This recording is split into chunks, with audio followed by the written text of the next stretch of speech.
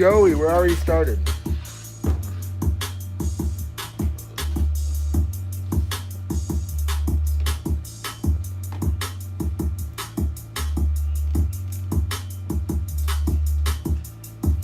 This is KEXU 96.1 FM LP. This is JV, and you're listening to FreeAztlan. Today we got a special guest. We have Frank Gucci. He's a Chicano rapper from San Jose. Frank, welcome to FreeAztlan. And you know, I like what I like about this music is, you know, this adds to our culture, adds to Chicano culture. Very powerful. What I like about your music is that it's independent, and you know, you're not into these big labels and all this stuff, and you're doing it, you know, from the ground up. You started it yourself, doing your thing, you know, spreading these messages, keeping the drum of resistance beating in the hearts and the minds of the Chicano nation. That's very important. So you have a very important role in what you're doing, educating the people, continuing the struggle by other means. And you know, another thing I like about what you're doing is, of course, you know, we grew up in the same area, and you know, and so it's very beautiful thing to see, you know, one of my homies, one of my brothers doing something positive, and you know, and doing it for the people. But you know, having grown up in the same area, you know, I mean, I know what I went through with the pigs, and you know, let me just ask you for a little bit of background on you. You know, what is your interaction? How has your interaction been with the pigs growing up? Okay. So first and foremost, my dad was killed by the police in Los Angeles in 1978. That's my place of birth. I came up here when I was 10 years old, and that was based on me coming out of foster homes. Based on that, my dad got killed by the cops. Outside of that, basically my whole life has been, I mean, you know, we all know how the law enforcement works when you're not white, basically, or Caucasian, or fitting their profile. Obviously, they won't mess with it. So my whole thing, like I have brought up before with other people, was that I got encounters with the police to the point I got taken to jail because I talked too fast. You know, and they tell them they let the enemies do a blood test, and they gotta let you back out. You know, because I don't do no drugs. On top of all that, you know, like I said, I've had two places where residents where I lived at, I paid rent, and I've had actual detectives, not regular police officers, but detectives go and tell the owners that, you know, I was a gang member and that I sell drugs and get guns to the local. Wow. I've never been arrested for nothing, but that was their way of getting me evicted out of these places. Exactly. It's way harder for me. I have to, it makes everything harder. You know, I can't even be in a home. I can't get somewhere without these people going and, you know, saying some bad stuff on it that ain't true. I don't got a record like that. I never been in trouble for anything like that for them to come and start changing like that. So when it comes to law enforcement or the pigs, the police, I've never had, I never knew an officer yet to this day that was a real police officer that was here to protect the public. Right. And all colors. And they're not here to protect, they're here to repress. And another thing I should mention is when you say they went to your landlord and told him you're a gang member, you know, I remember being in prison reading different histories and how in the 1950s, you know, how the government would, actually the FBI, and what they would do to communist people is they would do the exact same thing. They would go to their landlords and tell them, hey, this person's a communist living in this house, get him evicted. They would go to their place of employment, this person's a communist, did you know they're working for you, get them fired. So, it, you know, and I wrote an article about this, how Now they're employing the same tactics that they used to do at that time, and they probably still do it in some ways. And now they're employing it on lumping people, particularly those they label as gang members. They're employing the same techniques. Going to your landlord, telling them you're a gang member, getting you evicted. Going to your employer, telling your employer this person's a gang member, getting you fired. And they do all this stuff in order to disrupt your struggle. They do it to disrupt what you're building, what you're organizing, and what you're struggling against. And they know that should they dismantle everything around you, your whole world around you, chances are, you're not going to be able to do a lot of the things you're doing if they get you evicted, if they get you fired, if they, steal your car, if they, put you in a hospital. They do all these things, they're going to disrupt you. So this is a pattern of repression that they've been doing to people who struggle against them for many, many decades here in these false U.S. borders. And so it's very interesting. Another thing that I want to comment on is what you talked about, your father being killed by the pigs. And, and that's something that's been going on, since 1846, when they inflicted war on Texas for the Chicano nation. So we've been dealing with them killing us and not going to jail, not getting a traffic ticket. They don't get nothing. They just murder and do whatever. They have a license to do whatever they want to us. They've always had since the inception of our nation, and they will continue to do so until we liberate ourselves from these parasites, these oppressors. So, besides being criminalized, I was criminalized, age of 12, you were criminalized, but you suffered a different kind of oppression, locked into the foster care system. And, your parents were in prison. My parents were both in prison as well as my siblings and my uncles and my cousins and my friends and my neighbors and everybody else. So I identify strongly with you on that. But I think that your oppression went further by being locked as a young child in the foster care system, because we know that it's a very predatory system. There may be some here and there good foster parents, but for the most part, people being locked in the foster care are preyed upon. And we see all these migrant children who are now locked in the foster care system, so they will be going through what you went through, and it's a horrible thing. But I want to commend you on your character from growing up being criminalized and being forced into foster care, and what happened to your parents and your father murdered by the pigs. And you not only continue to exist, but you continue to thrive. And you've done this with your music. You've not gone to alcohol, gone to drugs. You've been able to avoid and focus, and you understand who your oppressor is. And now you're doing music.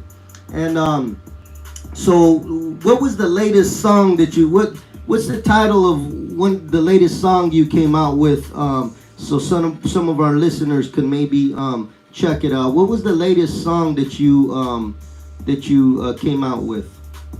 Okay, well, the last song I came out with is a track called No Walking Out. Oh.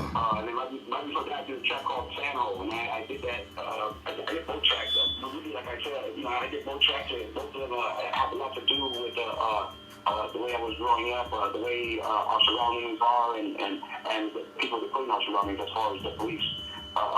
These tracks they are proof of the way we move around in our communities.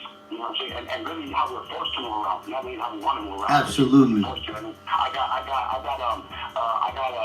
the 20 FI cards around field identification cards from the police. Right. Every single one of those was about no more than a block away from my home.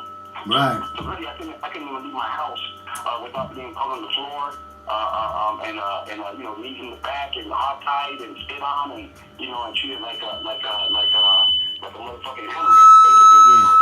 Well, our neighborhoods are prisons, and everybody within these false U.S. borders are prisoners as well. And and what I like is, what I like not only from you but from other rappers is, or singers, or anybody else in the music industry, the independent music scene, is that you guys are basically street reporters. You're it's not that some people will say, well, I don't like what he says, or I don't like what she says. It's not about what you like. It's about reality. So this is the realities. People don't like it. This is you're reporting on what is occurring in the streets. And and like you said, it's not how we want to move, it's how we're forced to move. We're forced to move from our environment, from the environment that we're growing up in. We're forced to move a certain way, and that movement is to survive. That's the ultimate goal and objective, is to survive. We're trying to survive, and we're dealing with it any way we can, the best way we can. It may not be right, but that's the way we're doing it now, and that's how it's going to continue to be until a better alternative comes into play. So, but when you do your music, I'm sure you understand that music touches a lot of people. It influences them. It educates them.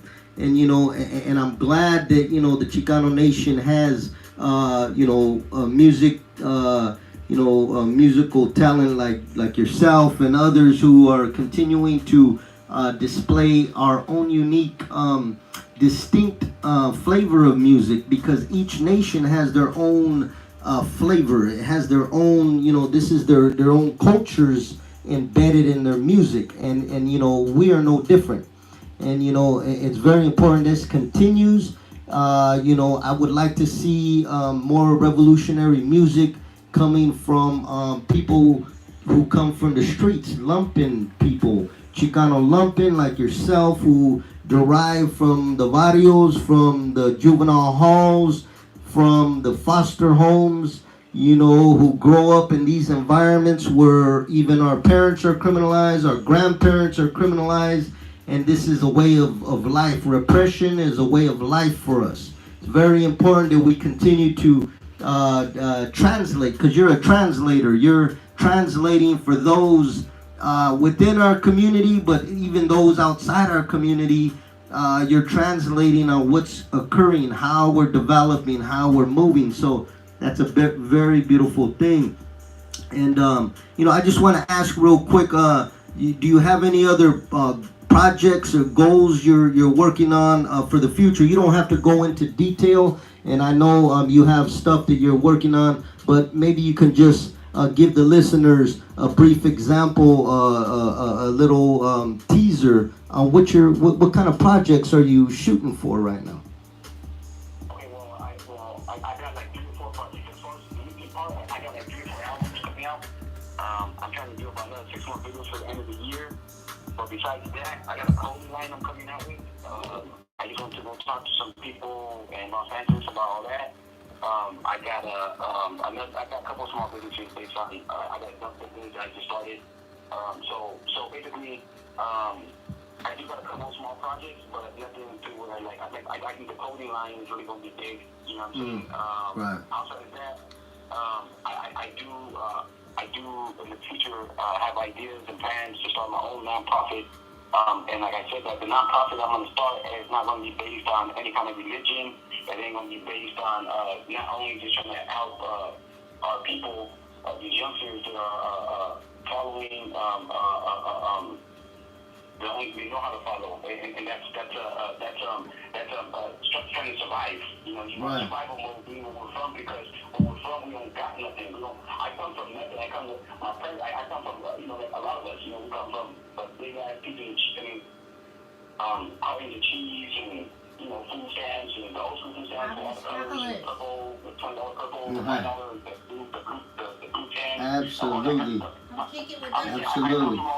Yeah, you'll be at home right here with Poor Magazine, because we all grew up like that. So you'll be right at home over here. But so my point thing, and I know that we got we'll move real fast, but I'm saying my whole point is, like I said, for the future, my organization is I want to start my nonprofit for the people. Is I want to get these kids educated. Not in education, not only in revolution, but education in starting your own business, being your own small business owner. You know what I'm saying? Don't stop working for the fucking white man. Excuse me. Stop working for the white man and start your own business. I want to teach people how to start their own small business. I want to teach them how to get into real estate. I want to teach them how to express themselves on music rather than expressing themselves on the streets and ending up in jails or in places that we are familiar with that are not healthy, nor it's a waste of our time, you know. And life is based on only time, so we only got so much time to be able to do what we need to do to make an impact or an impression or make change, you know what I mean? So that's what I'm trying to do. So like I said, my whole thing was right now what I'm doing for music, for my clothing line, these are things to establish myself in the communities and with my people. Once I can do that, and I can start my nonprofit. If you can help financially, that's beautiful. You know, for the Chicano nation, our ultimate goal is revolution, liberation, and to detach ourselves from America because, you know, we're organizing in order to free ourselves, and we want self-determination. We don't just want a museum. We don't just want to, you know, get a museum or, a park named after the raza. We want complete independence. We want a standing army and our own government. We want power. But, you know, in the process of doing that, we do need to rebuild our communities, and we do need to financially help our youth. And I think that your goals, you know, I think you're going to help the community that you come from very well. You continue to help.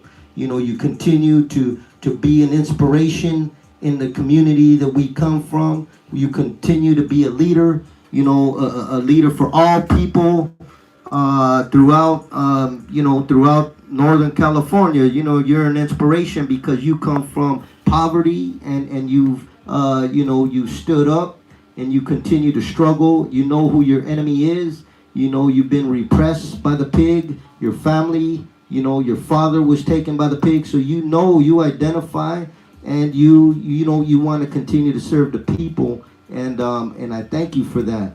And and we welcome you here on FreeAztlan anytime. And before we go, is there any way, if somebody wants to, any website or email or anything you want to throw out there in case somebody wants to check you out and see what you're up to? You can go to, I got a YouTube channel, it's under KEXU FreeAztlan. I got music on there. They can also find me on Instagram, IG, under KEXU FreeAztlan. I also got a Facebook under KEXU FreeAztlan. Yeah, that's about it right now. But I am about to put up a site for the clothing line, so that'll be available too in a little minute. But that'll be in my bio on any of my media profile platforms. Cool. Okay, Gangster Gucci, man, I thank you once again, brother, for coming on here and showing what Chicano culture and what we're doing in our community and being an inspiration. And for the homies and for the homies throughout California, throughout Aztlan, and I can't wait to have you back on the show. Much love, brother. Thank you guys very much. I appreciate it, and I likewise all the way around. And this is KE Radio. This is JV, and this was FreeAztlan.